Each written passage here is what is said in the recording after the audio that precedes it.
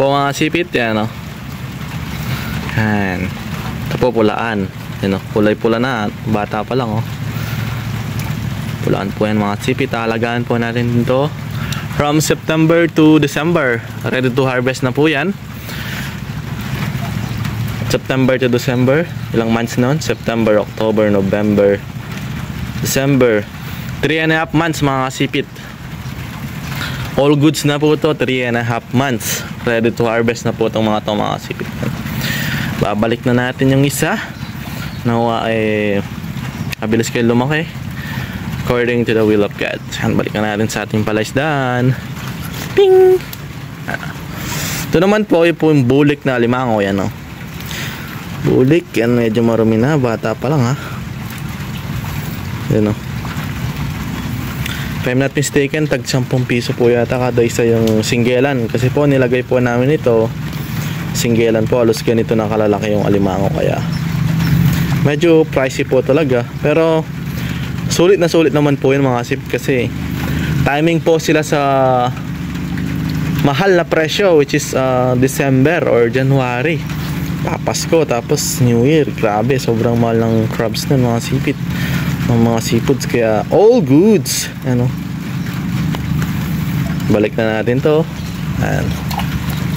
Ito naman po yung biya. Ayan, biyaya. Share ko lang po mga sipit. Ito po ay kusa lang lumilitaw sa palaisdaan. Kumbaga ito yung mga singaw lang, out of nowhere. Hindi po namin yan nilalagay sa palaisdaan. Per kilo, ganito kalaki po mga sipit, 200 to 250. Depende po sa location kung saan nyo po yan bibilhin. Naman po yung tilapyang walang kamatayan. Ito po yung mga maliliit na crabs. So, ito papakain natin ng alimango, no? Tuturugin lang natin yung ulo. Yan. Oops, para may pagkain ng mga crabs natin, no? Ito, bulik to. Yan. Pagka po may batik-batik na ganyan, atras lang tayo, nababasa yung camera natin, no? Kung mga sipit, ito po yung indication na bulik po yung alimango. Ano, pagka may batik-batik, ito nyo ba yan mga sipit, parang ano siya, oh, parang militar, parang yung uniform ng army yan. Yan, ibig sabihin po niyan, bulik po yan mga sipit eh. And ito naman, ito po ay bakla pa so far, or yan, hindi pa siya totally babae. Ito yung sipit niya, oh, papatubo pa lang, oh. Ito po ay babae. Yan o, babae yan. Maliit pa lang. Pero kapag lumaki na, lalaki po yung ano, tiyan yan. Ano. Ito po yung sipit na o. 10 days, sabi ko nga, 10 days pa lang, patubo na po yung sipit niya. Ano. Hello, Mr. Crab. Where's my fatty?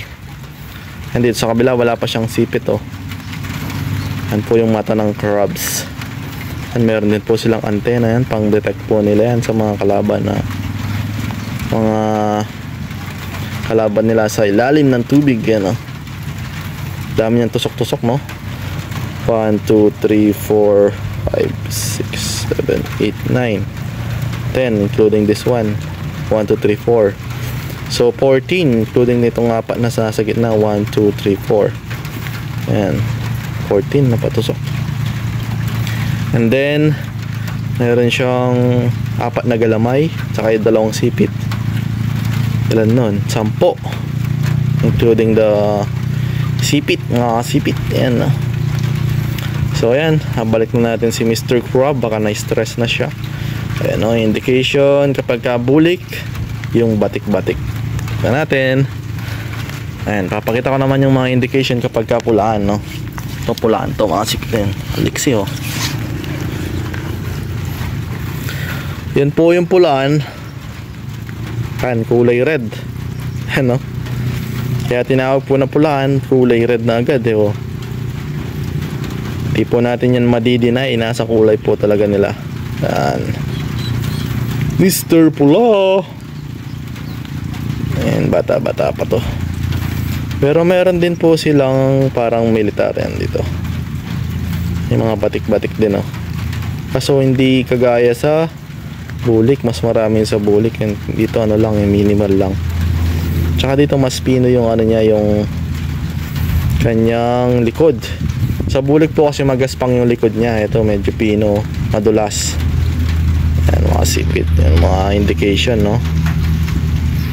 I-discuss na ni Kasipit para to make it easy sa mga bumibili po ng crabs, from fingerlings to pang restaurant or pang ulam, pang luto, mga sipit yan. Grabe. Yan, 3 to 4 months, all goods na po to. Babalik na natin. Yan, balik. Okay, ito pa, meron pang dalawa dito. Ito, may sipit na yung isa, oh. Ayun ay, nakakatakot naman itong mga sipit.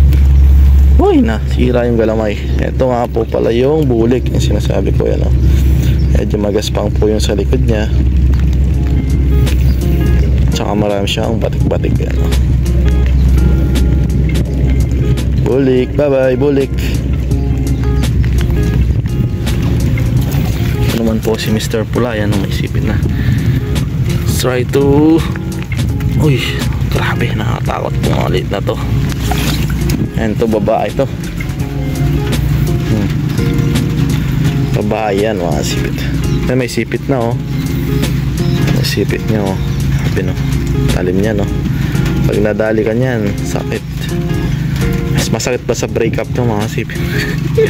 Do you man? Ano? Yan, pulaan, kulay red yung bulik. Parang army na uniform. Ito po yung mga indication para mas madali po nating ma-identify kung anong klase yung alimango. At the same time, ito, pagkapabilog na ganyan ay babae. Kapag ka naman pa triangle, patilos, ay lalaki po yun, mga sipit. And babalik na natin si Mr. Pula-Pula. Bye bye for now. And